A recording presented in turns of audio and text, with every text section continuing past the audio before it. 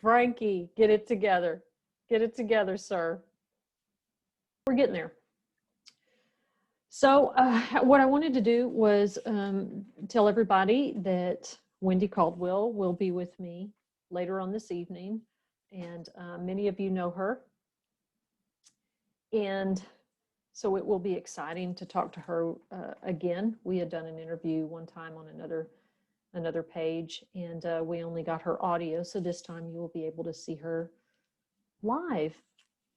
And so this was kind of me testing out how my Zoom streams to Facebook, and then I'll post it to YouTube. But I wanted to share with y'all, because I was posting letters from TDCJ on my YouTube channel regarding conditions and COVID. So I have shared a gentleman's letter, and I would like to share with y'all a letter that one of the women from the hobby unit shared with me.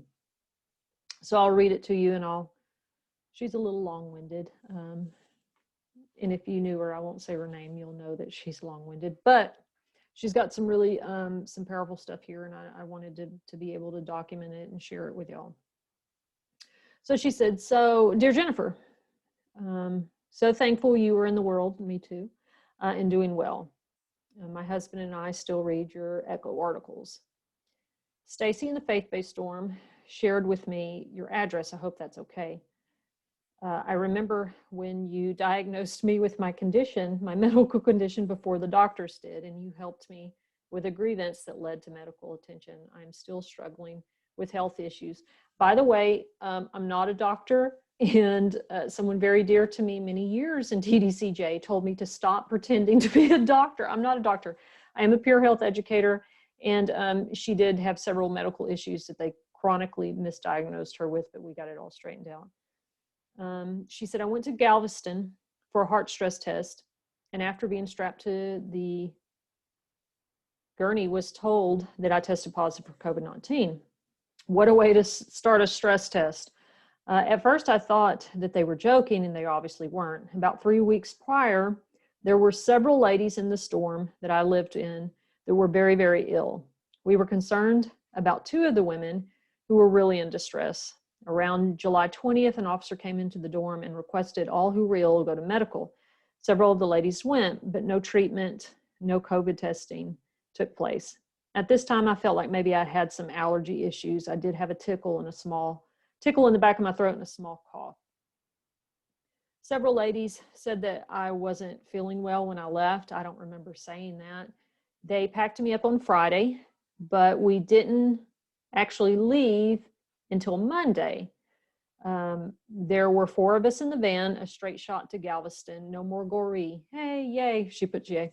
So just as a side note, really quick, what happens with the women in Gatesville when they need to go to the hospital in Galveston is a horrendous, horrible, horrible trip from Gatesville to the Goree unit in Huntsville, where you stay overnight at a men's facility where, and I complained and I wrote grievances to no avail, that walking into the unit, you walk through several cell blocks and a dorm that has some programming in it.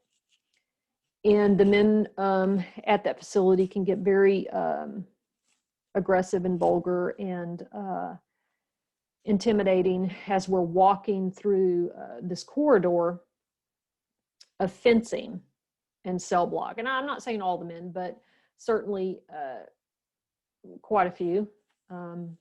It's a terrible trip for other reasons, not just those things that we have to endure as women walking through this area of men, but also the conditions. It's horrible. It's disgusting. The cells are gross. They're dirty. They're nasty. And of course, these are people that are laid over at this facility for transit, whether it's to programs or it's to Hospital Galveston. And a lot of the cells didn't have lights. They didn't have light bulbs. That, like I said, they were filthy and not good mattresses. A lot of the mattresses were torn open. Hey, I finally see my comments. Hey, ladies, how are you? It's good to see you. Hey, Shelby.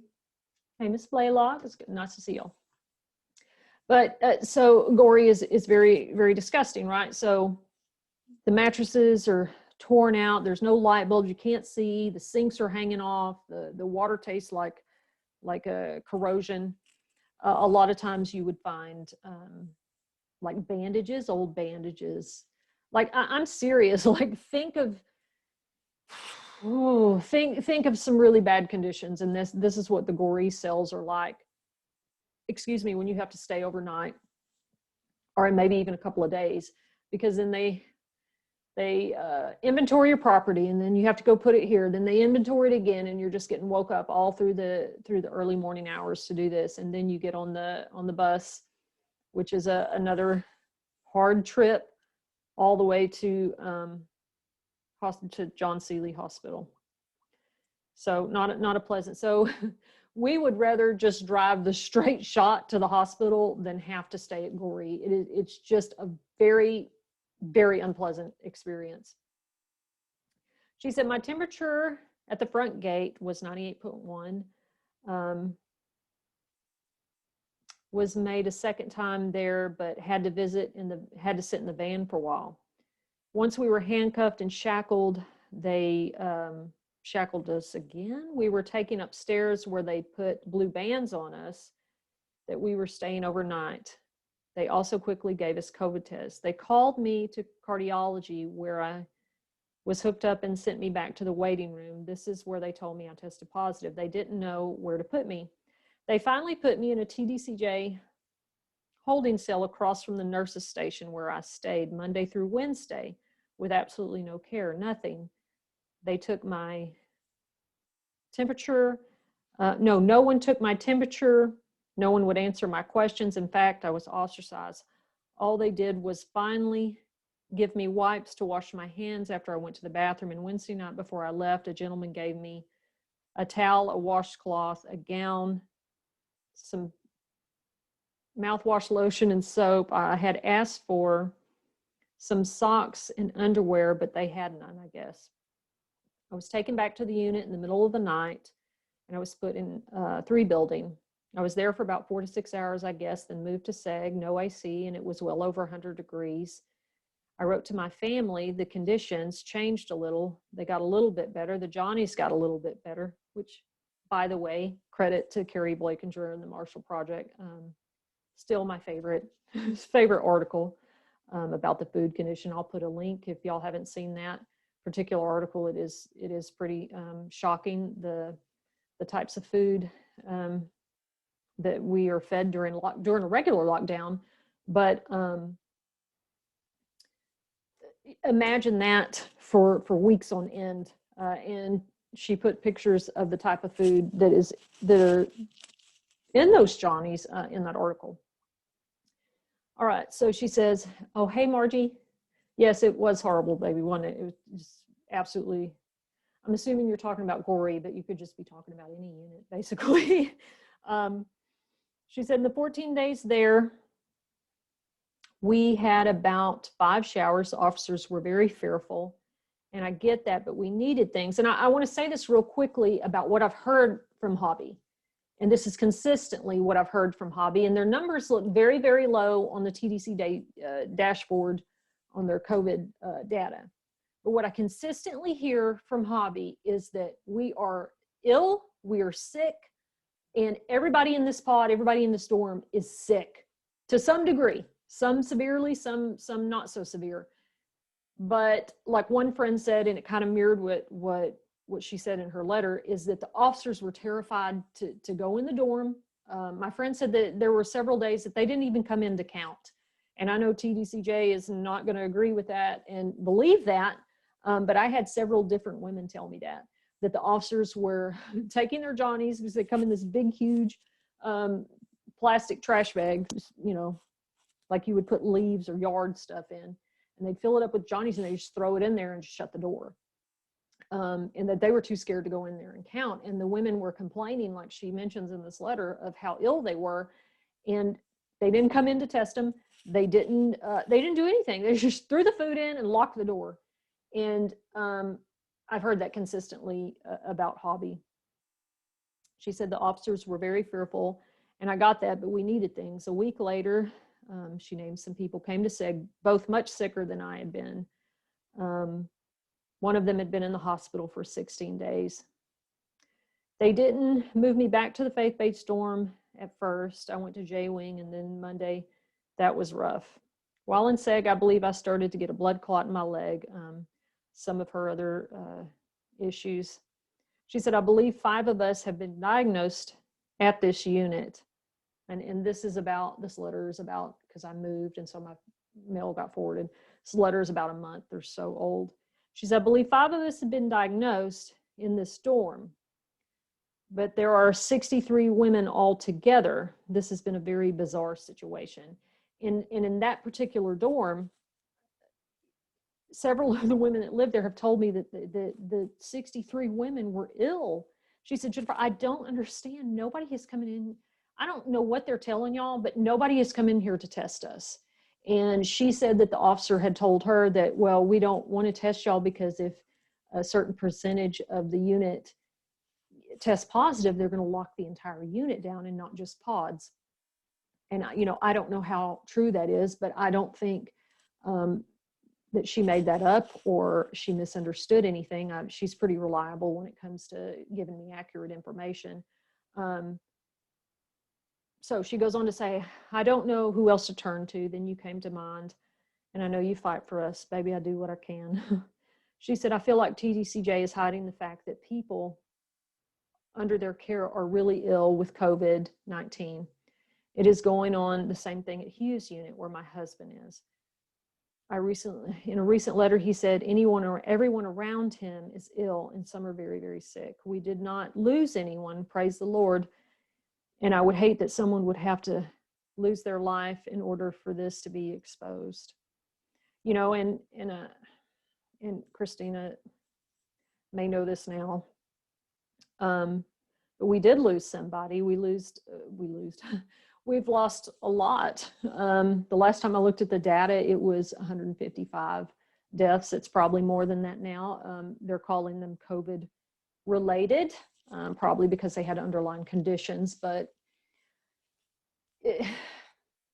this is particularly hard for us, that there have been 2 female inmates that have been posted on TDCJ's site, and one of them I knew very well, and it has not been easy to deal with, to hear the friends on the inside and the loved ones on the inside talk about what she talks about in her letter, and thankfully she did not have the type of symptoms that other friends have had that have been just really, really horrible. But I really wanted to talk a little bit about Hobby, because it is consistently, every time I hear from somebody from there, they're saying the same thing, that, can you imagine being in a pod or a dorm where the officers won't even come in? And there's no way to verify that or prove that to TDCJ or anybody else. But, I believe the women when they call me, they know how I am. Don't tell me any bullshit. Because if I don't look credible, if I lose my credibility, I can't help y'all. So you have to give me the best information you can. So I believe them. And I've known these women for years, like family.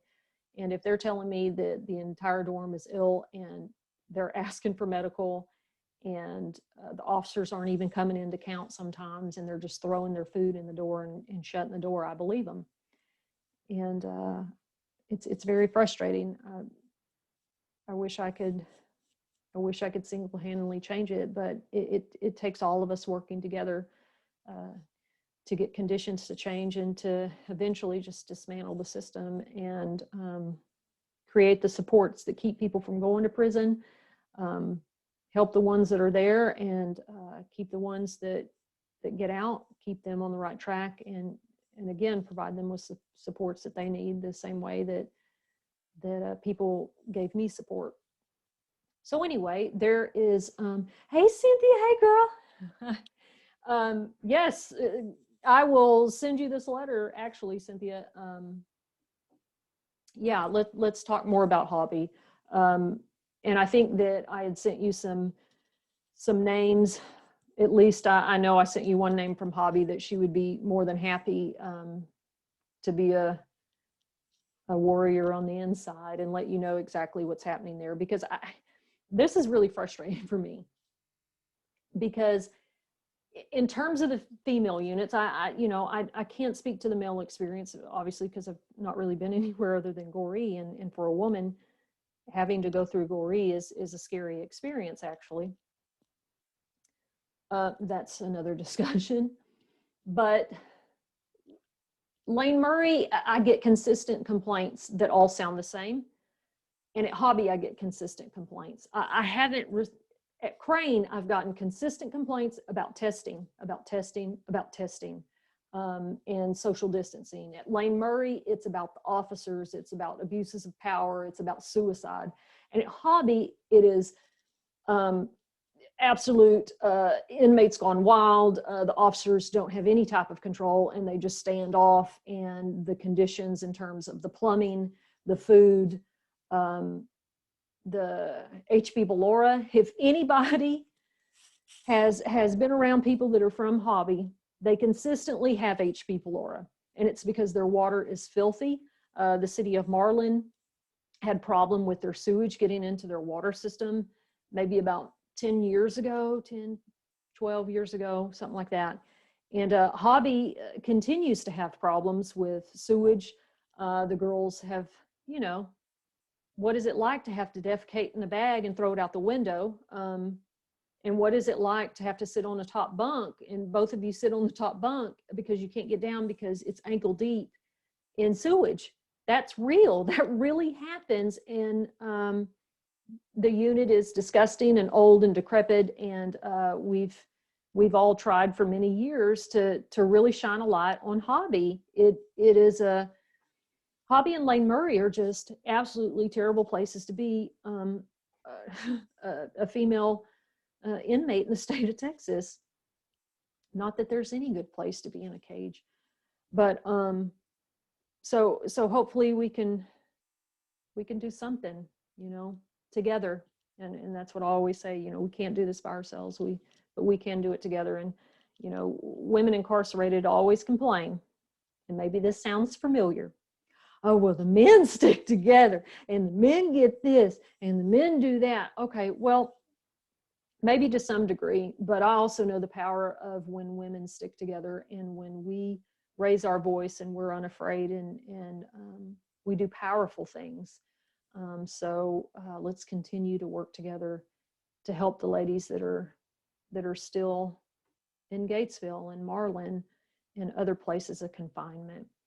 In advocacy spaces, I'm always the person's like, I just want to talk about conditions. I care about, making sure people don't get in the system and helping them when they get out. But it's just so many of those women that are incarcerated, they're not leaving for a long time.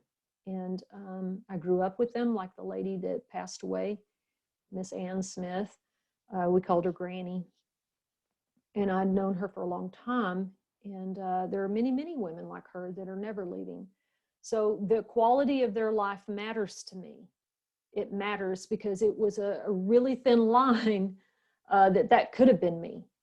And, or it could be any of the family members that I have, because that's what those women are to me. They're family. And when they call me crying out of terror over COVID, or the fact that, their cell is backed up with sewage and they can't get out, I know what that feels like. And because they're so dear to my heart, it's like I get really frustrated that after all this time, things aren't where they should be, and that they're not better. And I will thank you, Katie, for that. Yes, I got to keep my tank full, because sometimes it is hard being an advocate, right? Because there's only so much you can do, and it can get very overwhelming. That you can't. I can only imagine what my parents felt and what other loved ones have felt when I called home, and there was nothing they could do. I was at the mercy of the state and the mercy of the correctional staff and officers. And, you know, there's a lot of bad officers, but I do want to acknowledge there are some that made a difference, and praise God for them that they stepped in when things were not right. And I have several that support me, you know, on my journey and my writing, who I'm not going to lie, at first I was a little shy, like, I don't know, they don't work for the state anymore, but just like remembering them in that gray uniform, it was like I was automatically, even though they did things that were helpful and they were caring and they were compassionate, it still was a little bit of a prejudice in me to not want to, you know, when they would support me out here or say, I'm so proud of you and look how well you're doing. And I had to embrace them as a human being the way I wanted to be embraced, because they're just people, and it's the system that is rolling over all of us and crushing all of us to dust. It's not just the people that are incarcerated there, but it's the people who work there. So I just wanted to acknowledge that there are beautiful people that work within the system that do stand up when things are wrong. And I just want them to know that I acknowledge that, and I'm especially touched when they are supportive and encouraging. So thank you, those of you that knew me in Gatesville, who turned the key and shut the gate on me. It was a part of your job, but you did stand up for what was right, and many times. And I can give you lots of examples of officers and staff that did do the right thing.